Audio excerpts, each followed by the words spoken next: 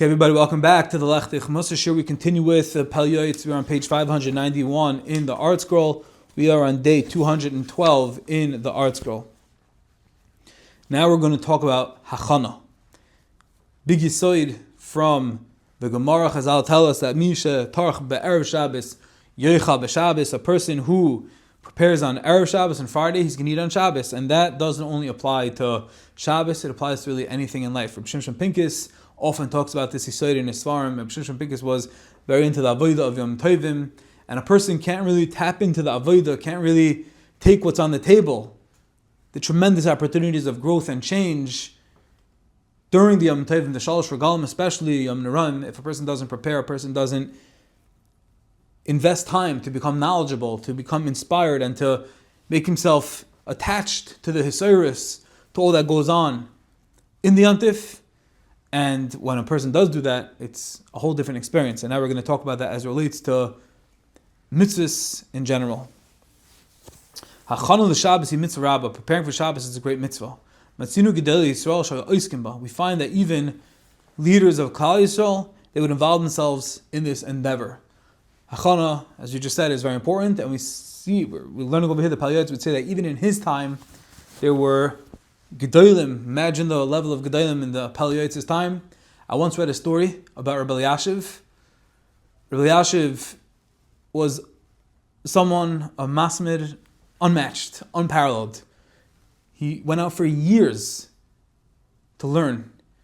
He asked his wife in the beginning of marriage if he can just have a few hours or a couple of days, and that ended up spiraling into months and months, and then it was years and years where he literally sat alone in his famous Beis Medrash in Mei Sha'arim, and he learned, and he learned, and he learned, and that's who he became. I merited to see him when I was a bacher. And one of the incredible stories that I read about him was he was makbid to polish his own shoes b'Kavod Shabbos. And one time, his Heizbach, or maybe it was his grandson, one of his Gabayim, came over to him and said, Rabbi Elyashiv, you're Rabbi Elyashiv, go learn, go do something else. Let me polish your shoes, especially it's going to get you dirty, it's going to get you schmutzidik, it's not nice. The Gadol Dar, you shouldn't be doing that.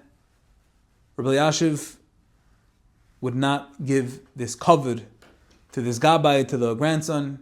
He said, this is my Hachana for Shabbos. You're not taking this away from me. That aside from the great avodah of honoring this day, we already write in B'Shem Dari that one who sweats in preparation, who tikkun gadol, they become a bris. That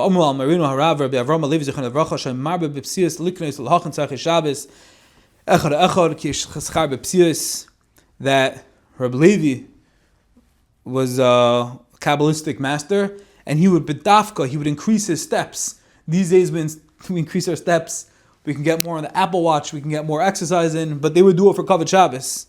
He would do everything himself, which is the same thing we were saying about Rabbi Elyashiv. He wouldn't forego, he wouldn't forfeit the opportunity he had to polish his own shoes. Why? Because every single step, every bit of sweat, all of that is tremendous tikkunim and yesh schar b'psiyos. Each step, each process that one does for Shabbos is a tremendous mitzvah. We shouldn't forget that. Says the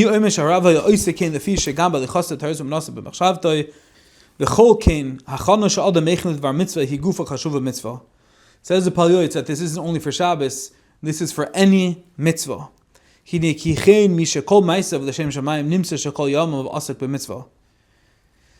And anyone who every action is for the Shem Shamayim, then it's one state of mitzvahs, because it's always preparation, and then it's a mitzvah to learning, and sleeping to do avodah, to daven, to learn. It's important to say before you do everything, I'm doing L'Shem the mitzvah.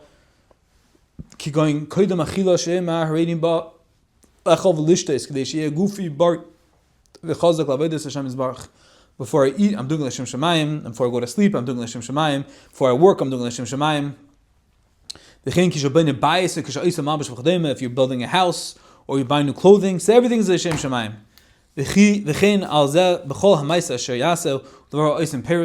A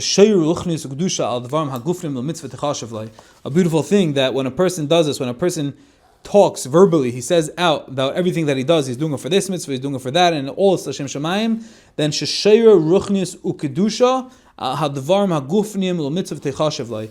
He places spiritual power, spiritual potency, and sanctity in all of these physical matters, and they will be regarded as a mitzvah for him.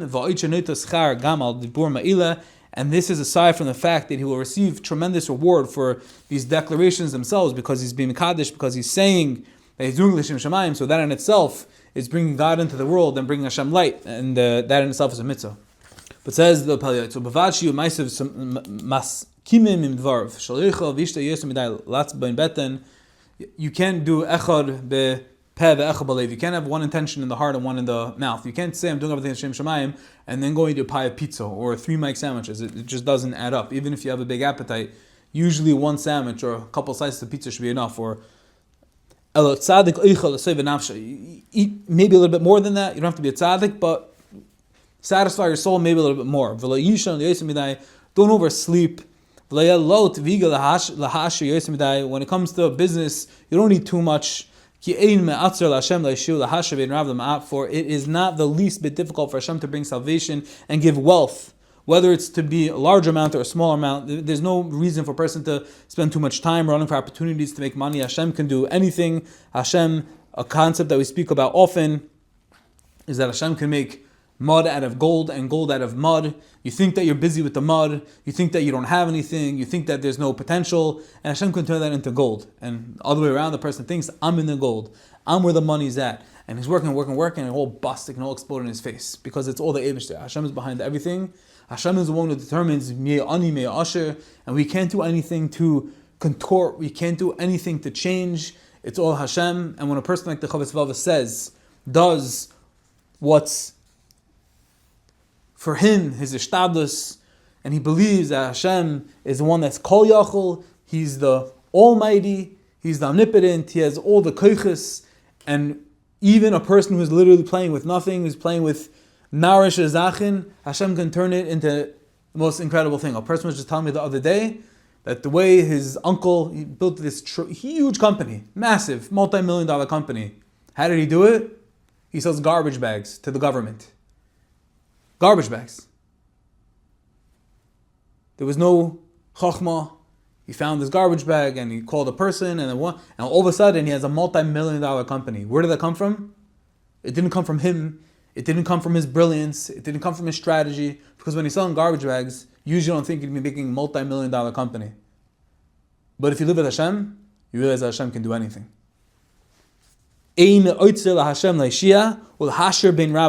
Never forget.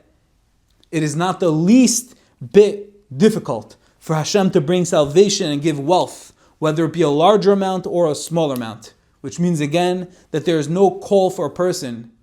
There's no reason for a person to spend all his time running after opportunities and making money, because it's all Hashem. We are just, as we call it, puppets in the show, pieces on the chessboard. Everything is preordained. Everything is predestined. And when we realize that, and when we accept that, not just recognize, but accept it, live it, we'll be living very differently. Hashem will treat us very differently. Because as we know, Kamayim panim al panim. The more we believe in Hashem, Hashem gives us. But the more we run away, the more we say, Hashem says, let me see your arms, let me see you flex. And then we lose that divine supervision. Then we lose that extra siyata dishmaya. So anyone who really wants success, anyone who really wants to be comfortable, to support his family, to be mefarnes, don't run too far. Don't think too much. Don't be too worried, because the money's right there. The wealth, the prosperity, the success, whatever you need, do your shtadlus, do what you need, but don't overdo it, don't overthink it. Because once you do that, you're losing it. Then you're losing the bracha of ein ma'itzel Hashem l'shia. You're losing, and you're running away from the realization that Hashem has no end, Hashem has no limit. But when you do tap into that, you realize that Hashem is limitless, Hashem is boundless, Hashem is the makar habracha, and we have that, we have everything, and we'll be much happier, better people. Let's tap into that. We should all see success in bracha.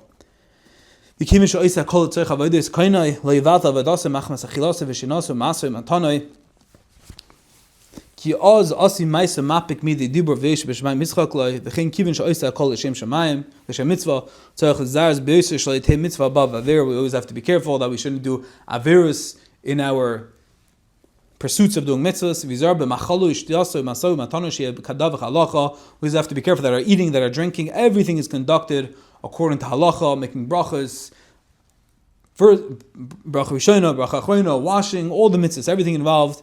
The mitzvah, and then we can think about mitzvahs, and then Hashem gives us reward. Hashem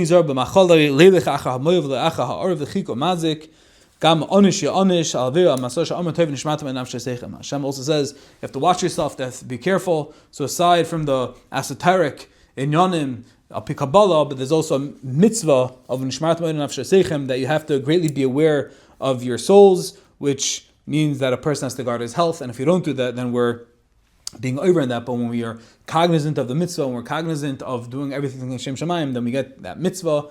May Hashem give us bracha v'atzlacha.